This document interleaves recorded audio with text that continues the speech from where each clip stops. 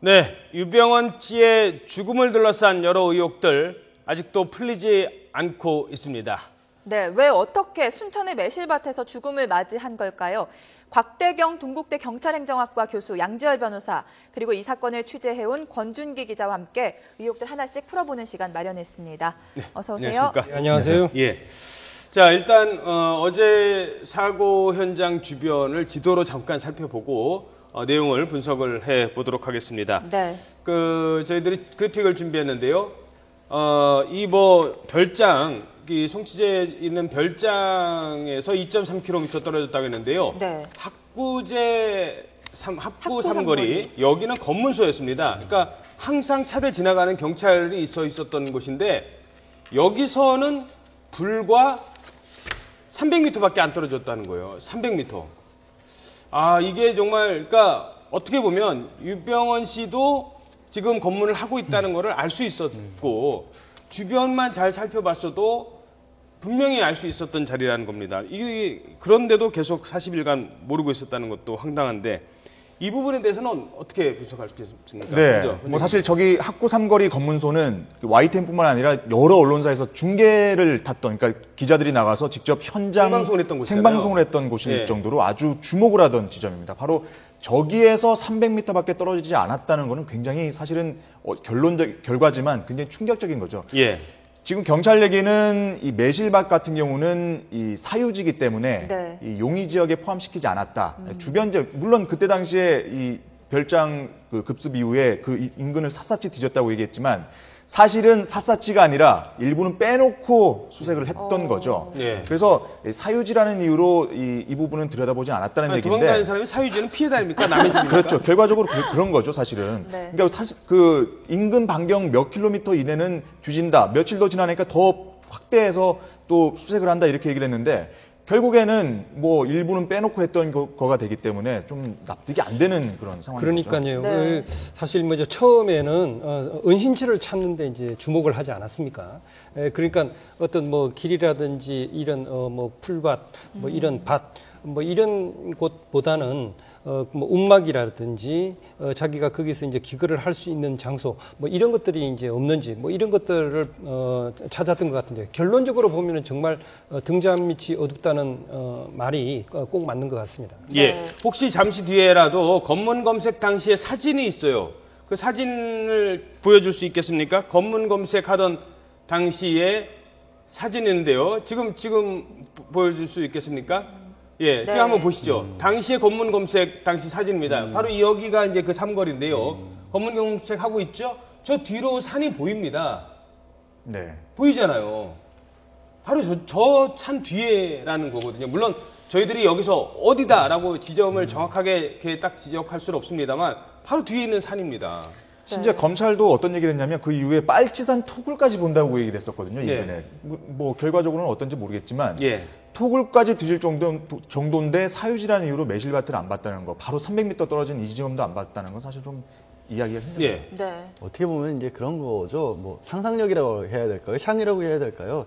그러니까 위에서 시키니까 기계적으로 어떤 뭐 주요 포인트라고 예상되는 부분들을 네. 집중적으로 단속을 하긴 했지만 실제로 그 주변들을 넓게 훑어볼 생각은 못했고 사실 저 지역의 지형 자체가 뭐 인가도 바로 가까이 좀 바로 조금만 올라가도 산이고 그 사이사이에도 몸을 은닉하려고 하면 얼마든지 많이 은닉할 수 있는 그런 공간들이 있는 곳이거든요. 예. 네. 그래서 사실 이 사건에 지금 여러 가지 얽혀있는 의혹들을 풀기 위해서는 저 지점도 사실은 한 5km 정도 다시 한번 훑어볼 필요가 저는 충분히 있다고 생각합니다. 왜냐하면 지금 유병헌 씨 시신 이 주변에도 다른 뭐가 있는지 지금 모르는 상황이에요. 네. 예, 현금 다발이 거기 있는지 흩어진 뭐 갑자기 놓고 간 그 휴대전화가 있는지 안경도 주변에 예. 어디 있을 수도 있고요. 그런 네. 걸 찾아야 됩니다. 그리고 또 하나 짚어봐야 할 게 이제 사건의 열쇠를 쥐고 있을 것 같은 운전기사 양회정 씨인데 순천 별장에서 함께 있었던 것으로 알려지고 있고 그런데 5월 30일 날 전주로 가서 장례식장 CCTV에 포착이 됐어요. 예. 그때 마치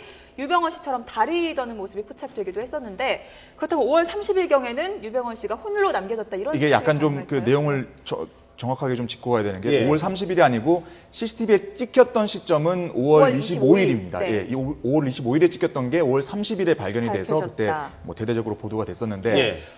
이 양회정 씨를 주목해야 되는 게 이 시점을 한번 그 재구성해서 한번 말씀드리면 예. 5월 24일 날 이 순천 송치제 휴게소 바로 앞에 있는 식당을 검찰이 덮치죠. 염소탕. 그렇죠. 식당이요. 염소탕 네. 식당이고 이때 변모 씨 부부를 검거하고 네. 이때 당시에 또 주변 측근들도 이 검거를 해서 이때 이 추궁을 한 뒤에 별장에 숨어 있다는 얘기를 자백을 받고 가게 된 거죠. 근데 그 양혜정 씨는 어디 있었냐면 그때 당시에 바로 옆에 있는 구원파 수련원이 있어요. 예. 네네. 여기에 있다가 식당에 뭔가 일이 생긴 걸 보고 그 이후에 전주로 달아났거든요. 전주로 별장을 달아나서 들렀는지 안 들렀는지. 그렇죠. 모르겠다. 별장은 들렀는지 안 들렸는지 모르지만 시간으로 봤을 때 그러니까 이 변모 씨 부부가 검거된 시점이 대략 25일 새벽 1시쯤이라고 본다면 네. 양혜정 씨가 전주에 도착한 시간은 새벽 5시 반이거든요. 네. 그렇다면은 순천과 이 전주와의 거리는 100km 정도. 많이 잡아도 2시간이면 충분히 갈 시간이라고 친다면 네네. 새벽 3시 반에 그러면 순천에서 떠났다. 그러면 1시와 새벽 3시 반 사이 간의 이 시간, 2시간 넘는 이 시간 동안 과연 양혜정 씨는 무엇을 했을까? 이 점이 지금 의미 있는 겁니다. 그렇다면 지금 이 순천에 별장에 같이 있었던 확실한 사람은 지금 여비서 신모 씨 아니겠습니까? 그렇죠. 네. 신모 씨가 검찰 조사에서 한 얘기가 지금 이 YTN에서 취재가 된 게 있는데 예. 새벽에 잠을 자고 있었는데 누군가 와서 귓속말을 하는 것 같더니 아침에 일어나 보니까 회장님이 없었다. 떠난 상태였다.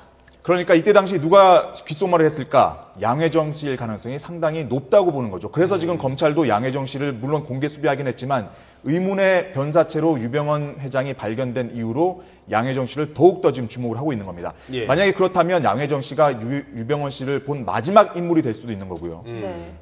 양혜정 씨가 차를 태우고 어디로 이동을 시켰던지 아니면은 했던지 마지막 모습을 봤던 사람이 양혜정 씨라면 이 의문의 죽음, 실마리를 잡고 있지 않을까 이렇게 지금 검찰이 그 그 마지막 마지막 모습을- 부분이 예. 상당히 이제 지금 이제 처음에 저희들이 이제 뭐 분석을 한 거하고 이제 상당히 좀 이제 애매한 그런 부분이 있는 게요. 네. 그 당시 이제 새벽에 누군가가 와가지고 이야기를 하고 그리고 이제 유병헌 씨가 이제 나갔는데 이게 이제 양회정 씨가 했느냐 아니면 네네. 제3의 조력자가 있느냐 뭐 이거거든요. 그래서 이제 저희들은 일단 나가가지고 뒤에 있는 패턴을 그쪽으로 해서 이제 그 뒤로 가면은 네네. 또 다시 이제 길이 있기 때문에 만약에 누군가 제3의 조력자에게 전화를 해가지고 그쪽으로 빨리 나와달라 그렇게 해가지고 다른 차로 이제 이동을 했을 가능성 하나. 그러니까 양혜정 씨가 바통 터치를 했을 수가 그렇죠. 있다. 네. 그런 거 하나 하고 이제 또 이제 양혜정 씨가 일단 우선 그 차를 가지고 와가지고 네. 유병헌 씨를 안전한 곳에 데려다 놓고 그리고 자기가 이제 연기를 하면서 조작을 하기 위해서 차는 전주에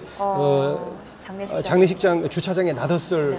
확률 그런 근데- 것들을 가지고 이제 이야기를 했었거든요. 예, 근데 한 가지 좀, 양혜정 씨는요, 다른 사람은 몰라도 양혜정 씨는 알고 있는 게 뭐냐면, 지금 나 없으면 유병헌 씨가 어떻게 된다는 걸 알잖아요. 네. 하루 버틸 수 있습니다. 이틀 버틸 수 있어요.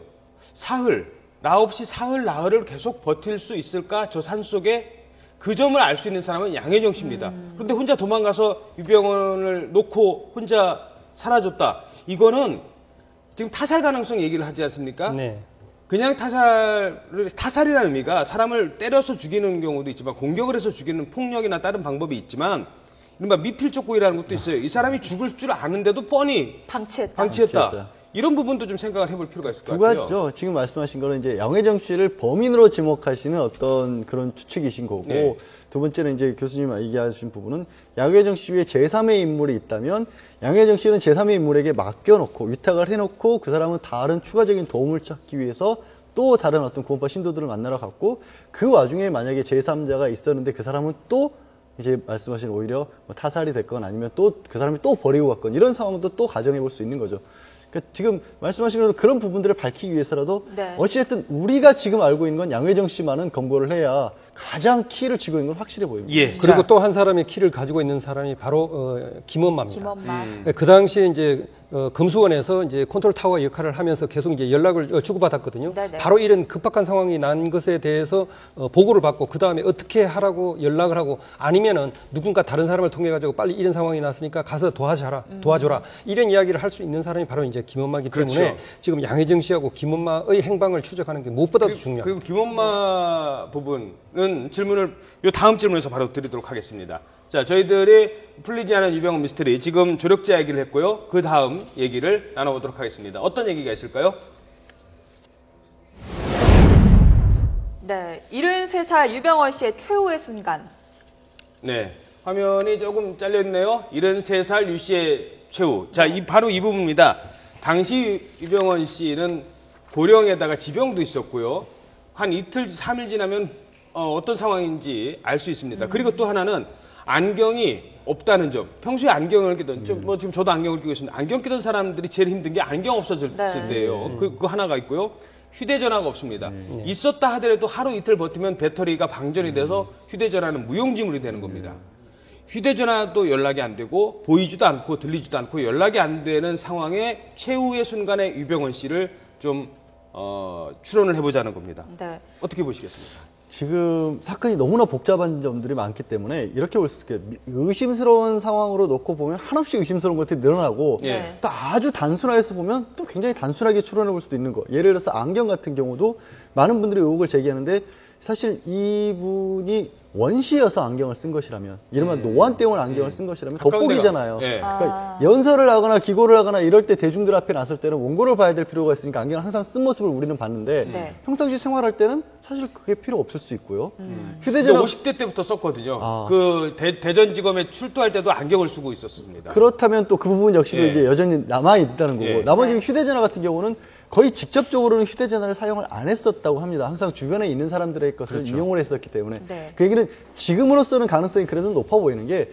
누군가 분명히 조력자가 있었는데 그 어떤 순간에 그 사람이 떨어져 나왔든 너무나 상황이 긴박해서 서로 뭐 같이 있기 어려운 상황에서 떨어져 나왔든 아니면 그 조력자가 어느 순간에 등을 돌렸을 그럴 가능성이 있는 거죠. 둘 중에 하나로 지금 뽑힙니다. 또 이제 도주할 때 꼭 필요한 게 현금 아니겠습니까? 의식주를 해결하려면. 근데 돈 한 푼 없었다. 이것도 좀 의문이에요. 예, 그러니까 도주할 때 일단 뭐 20억 정도의 뭐 돈을 챙겨 나갔다 뭐 이렇게 이제 추정이 되고 있는데요. 네. 그 부분 중에 반드시 이제 지금 당장 뭐 필요한 생필품이라든지 이런 네. 걸 갖다가 쓰는 돈 뭐 이런 것들은 이제 비서 역할을 했던 신모 씨가 한 800여만 원 뭐 이런 게 이제 들고 있었다고 합니다. 네. 예, 그리고 이제 뭐 땅을 사는 돈 뭐 2억 5천 그거는 이제 여행 가방에서 꺼내줬고요. 네. 그렇다 하더라도 이제 나머지의 뭐 거의 한 뭐 17억 이상이 되는 그런 돈은 누군가가 이제 가지고 있는데 그런 거는 여행 가방에 넣어가지고 통상적으로 이제 차에 이제 트렁크에 넣어두든지 아니면 뭐 숙소의 좀 깊은 곳에 놔뒀을 것 같은데 이게 이제 없다는 거죠. 그리고 그러면 자기 개인적으로 가지고 있는 지갑도 있어야 될 거 아닙니까? 그쵸. 근데 이제 이런 지갑도 없다. 뭐 이런 정황들을 본다면은 뭔가 외부의 힘이 작용하는 그런 어떤 상황에서 그런 것들을 미처 챙길 수 없는 그런 상황이 있지 않았나 그렇게 이제 볼 수 있는 거죠. 그래서 권준기 기자, 네. 검찰이 어제 타살 가능성은 낮다고 얘기를 했습니다만 경찰이 네. 타살 가능성이 낮다라고만 보기에는 아직 좀 일단 그 얘기는 이제 그 검안을 했을 때 외상 흔적이 없다는 얘기를 그렇게 한 건데 사실 예. 타살 가능성이 없다고 얘기한다기보다는 지금 시점에서는 외상이 없다라고 얘기하는 게 더 정확하겠죠. 네. 근데 사실은 안경 말씀하셨지만 유병헌 씨가 당시 발견될 당시에 없었던 게 한둘이 아닙니다. 아하. 양말도 안 신고 있었고요. 예. 그리고 검은색 점퍼 안에는 내복을 바로 입고 있었단 말이에요. 네, 네. 이거는 평상시 복장이 아닙니다. 어. 그리고 또 한 가지 중요한 게 뭐냐면 석대 그 디지털 카메라가 있었는데 카메라 안에 메모리 카드. 그렇죠. 메모리 카드가 다 없다는 거죠. 그래서 이 별장에 있는 카메라 안에 메모리 카드가 왜 다 없을까? 지금 그러니까 사실은 없는 게 한두 가지가 아니에요. 유병헌 회장이 물론 워낙 급박하게 도망을 치느라 안경도 벗고 양말도 벗고 이렇게 도망쳤을 수는 있지만 그 급박하게 도망치는 와중에 들어있던 메모리 카드를 빼간 거는 이상하다는 거죠. 예. 오히려 더 주목할 점은 그 부분이 아닌가 지금 그런 얘기가 지금 그 나오고 있어요. 메모리 카드에도 뭔가 담겨 있을 수 있다. 아니 맥주 뭐 소주병 막걸리병까지 챙기는 사람이 제일 중요한 안경을 안 챙기고 뭐 양말까지 그리고 또 하나는요. 네. 현장에 가본 분 얘기를 들어보면 이게 그 이른바 흑염소탕 집과 송치제 별장과의 그 관계인데요. 흑염소탕의 상황을 그러니까 흑염소탕에 있으면은 송치제 별장이 안 보인답니다. 하지만 별장에 있는 사람은 송치자의 상황을 볼 수 있다는 거예요. 그러니까 아무리 급박하게 도망간다 하더라도 정말 뭐 이 손각을 다툴 정도는 아니고 뭔가 준비할 건 준비를 해갔을 수 있다는 거죠. 그런데 없어졌다는 거죠. 그러니까 그 시간상에 이제 차이가 있죠. 일단 그 식당에 이제 수사관들이 이제 간 그 시점하고요. 실제로 이제 숲속의 추억이라는 별장을 본격적으로 수색한 그 기사에는 상당한 시간 차이가 있거든요. 예, 그러니까 본인이 충분히 최소한의 필요한 물건을 가지고 갈 수 있는 그런 시간적 여유는 있었던 거죠. 그러니까 네. 지금 아까 제가 말씀드렸던 양혜정 씨의 역할이 주목이 되는 게 처음에 그러니까 별장에서 알았든 양혜정 씨가 알았든 아무튼 별장에서 일이 터지고 있을 때 이게 바로 25일 새벽입니다. 그러니까 자정이 조금 지난 시점에 순천 별장에 지금 검찰이랑 지금 막 실랑이를 하고 있는 이 와중에 예. 지금 검찰이 코앞까지 왔다라는 걸 양혜정 씨가 알고 이 전화를 했든 직접 찾아갔든 순천 별장에 알린 거죠. 순천 별장에 알렸을 때는 물론 그러니까 염소탕 식당을 급습한 시점하고 별장을 덮친 시점하고는 상당히 시간차가 있지만 네. 이때 당시에는 이미 검찰이 코앞에 와 있다는 보고를 했을 때는 굉장히 급박하다는 생각을 했다는 거죠. 물론 별장에 있는 사람의 예. 입장에서. 제가 지금 말씀하신 부분이 중요한 게 저희는 여태까지는 그걸 가정했던 거잖아요. 그 별장에 있다가 네네. 염소식당에 검찰이 급습하는 걸 보고 그 다음에 도주를 했다라는 가정을 하면 이게 좀 했는데 그게 아니라 검찰이 급습한다는 정보 자체를 사전에 알아서 알고. 급하게 피신은 했고 네네. 염소탕집 주인 입장에서는 시간을 더 끌려고 했던 거고. 유병헌 회장이 피했는지 어쩌는지 알 수가 없으니까, 없으니까. 거기서 시간을 끌었던 거고 신모 씨라는 사람의 증언도 자고 있었는데 막상 아침에 그러니까 새벽에 눈을 떴을 때 회장님은 없었다, 유 회장은 없었다. 하지만 나와서 계속해서 어찌됐든 본인도 시간을 더 끌려고 하면서 그때 신모 씨가 계속 경찰에 진술했던 게 여기 아무도 없다라는 얘기를 했었어요. 예. 그거는 네네. 그런 쪽으로 좀 풀어봐야 될 것 같습니다. 자, 풀리지 않은 유병헌 미스터리 다음 의문점 좀 살펴보도록 하겠습니다. 네. 어떤 게 있을까요? 또 하나 짚어볼 대목이 있습니다. 네, 유령 쫓은 40일. 자, 시신이 발견된 지 40일 동안 검찰, 경찰 계속해서 헛발질만 하고 있었어요. 뭐 반상회까지 벌이면서 유병헌 찾겠다고 법석을 했는데 결국 시신이었습니다. 수사 공조 안 된 것 아니니까 또 유류품에서 많은 힌트도 있었는데요. 그러니까요. 지금 특히 제가 지금 검찰을 출입하고 있는데 네. 검찰 쪽 분위기를 말씀드리면 어제 아침에 이제 대검에서 브리핑을 했었고요. 오후에 또 브리핑을 했습니다. 오전까지만 해도 그 경찰에서도 여러 가지 힌트를 놓쳤다. 검찰은 지휘를 도대체 어떻게 한 거냐 이런 얘기가 있었지만 네. 워낙 이 변사 사건으로 생각을 했고 이런 변사 사건이 많다 보니까 그렇게 눈치를 못 챘다고 얘기했지만 오후에는 얘기가 달라졌어요. 예. 이 자료를 갖다가 대검에서도 그 회람을 해봤더니 지휘한 검사 입장에서도 뭔가 중요한 단서를 놓쳤을 수 있다, 문제가 있을 수 있다라는 판단에 따라서 네. 어제 이 감찰반을 내려보내기를 한 거거든요. 지금 이 순천지청에 내려가서 지금 감찰을 벌이고 있는데 여러 가지로 정말 납득이 안 되는 거죠. 사실 권정 기자 잠시만요. 지금 속보가 들어왔는데요. 유병헌 관련해서 국과수에서 이 사체 감정과 관련한 얘기가 조금 전에 나왔습니다. 네. 약물 검사 결과, 그러니까 사인을 밝히는데 그러니까 독약을 마시고 자살을 했다든가 아니면 다른 이런 거 관련한 약물 검사 결과는 내일 오전에 나온답니다. 네, 1차 검사에서는 일단 약물 반응이 없었다, 이상이 없었다라고 밝혔는데 좀 더 정밀하게 검사한 약물 검사 결과가 내일 오전에 나오고요. 사인은 늦어도 모레 오전 중에 나올 것이다라고 밝히고 있습니다. 그러니까 사인에 대한 최종 결론은 내일 모레 또는 내일 오후에 이르면 나올 수도 있다라는 게 국가수 쪽의 얘기인 것 같습니다. 네, 신속히 감정 결과가 나오도록 최선을 다하겠다고 밝혔습니다. 예, 속보가 나왔으니까 전해드리고 계속 말씀. 그러니까 사실은 지금 결과적으로 보면은 유병헌 씨 주변에 그 시신이 발견된 그 주변에 정말 내가 유병헌이요 하고 말한다고 느낄 정도로 정말 여러 가지 단서들이 있지 않았습니까? 게다가 위치도 별장에서 2km 정도밖에 안 떨어진 지점에서 발견됐는데 이 지휘하는 검사 입장에서도 이걸 담당하는 검사가 아니니까 이런 걸 몰랐다. 그런데 사실은 신문 보고 뉴스 보는 사람들도 사실은 일반 시민들도 사실은 그 정도 위치에서 그렇죠. 스ኳ일렌까지 발견됐으니 이걸 보면은 이렇게 질문 드릴게요. 좀 너무 단도직입적으로 제가 질문 드리겠습니다. 순천 경찰서장 직위 해제하고 형사과장 직위 해제해서 끝날 일입니까? 책임질 사람이 더 없습니까? 결국 초동 수사 뭐 그거에 대한 책임을 갖다가 어느 정도 이제 묻느냐 뭐 이런 건데요. 네. 실제로 그 뭐 현장을 담당하고 있는 이제 일선 경찰관들이 이제 일을 이제 제대로 이제 하지 못한 것 그런 것들은 이제 사람들이 그렇게 예민하지 못하고 이제 이런 건데 네. 이것이 이제 만약에 이제 어떤 시스템의 문제가 아니냐, 우리 이제 제도의 문제가 아니냐, 그렇게 되면 이제 또 이제 책임 소재를 갖다 또 더 이제 뭐 깊이 이제 신중하게 이렇게 이제 가려야 할 걸로 보여집니다. 네. 예, 알겠습니다. 자, 뭐 이 부분은 좀 민감한 문제이기 때문에 네. 좀 더 사인이 나오고 그런 부분에 대해서 얘기를 해도 늦지 않을 것 같습니다. 그런데 지금은요, 한 가지 제가 짚고 넘어갈, 과거 신창원 도망다닐 때도 그랬군요.